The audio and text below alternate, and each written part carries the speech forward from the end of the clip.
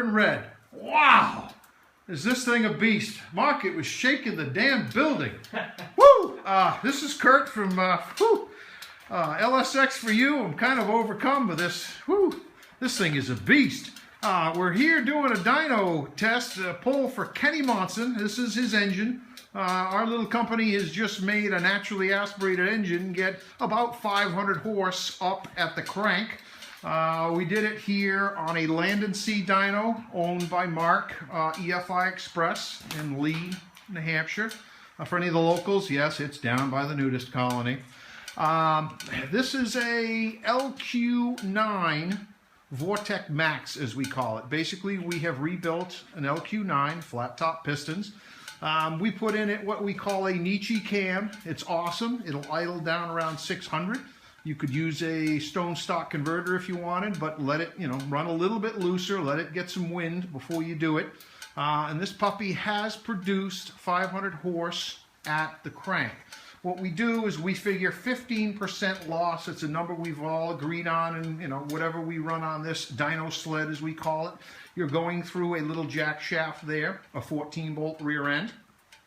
Then the power goes into these two Land & Sea dyno pods. Over there is the computer skunk works, the geek works as I call it. Like I said, I'm pretty excited. We're very happy. The rip I just heard, oh my God, compared to the predecessor engine that only made 480 something, oh boy, this one's a beast. The difference is the heads. 821 castings. These are GM LS3 CNC'd right from the factory heads. They are probably one of the best values out there on the market right now. They breathe really well. Unfortunately, or fortunately, we have made this much horsepower, but we had to use a cold air kit here. We are running through a 92 millimeter throttle body in there. We are going through a factory intake. I would think that a better flowing intake would really open the possibilities up for this engine. But let's get to the fun part. Let me shut up for just a minute, go over, and let's see what we've come up with. Okay.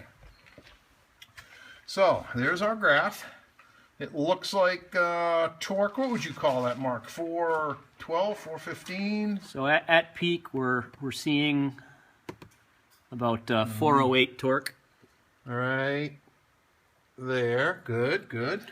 And the peak horsepower is listed down here. It's 425.9, which happened at 6,200 RPM. Okay, now, just to make sure we're on the same page, 425.9, so 426 was at these pods going through this drivetrain. Correct. So with a 15% loss is a figure that we've come up with, and as I said, we dyno every engine saying 15% loss. That puts us at what, 501? That puts us at 501. If you divide by 0.85 on that 425.9, that's what gives you 501. And it's not really a guess, because we've actually taken the stock Chevy 6-liter engines and determined, both by putting one on the sled versus having it in the physical chassis versus GM's physical calibration of what they say the horsepower is, that the real loss through this 8-bolt GM rear end is 15%.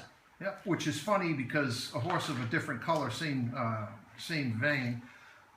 American, what is it, Street Outlaws or something, where they race on the street. The farm truck, I guess, dynoed their new engine in the chassis and out. And guess what they got for a loss? 28%. Yep, I believe it. So we use 28% for a full truck, four-wheel drive truck in two-wheel. So we feel pretty confident with these numbers, but we're using the same yardstick for everybody. Again, if you're looking to have tuning done on an engine, this is what we use Mark for. He's the guru on that. That's not our thing. We basically put together engine packages, transmission packages, standalone harnesses here at LSX for you. And Kenny Monson, I think you're going to be flying down the highways of Louisiana very shortly. I can't wait to get this beast out to you. I hope you enjoy it. Thanks.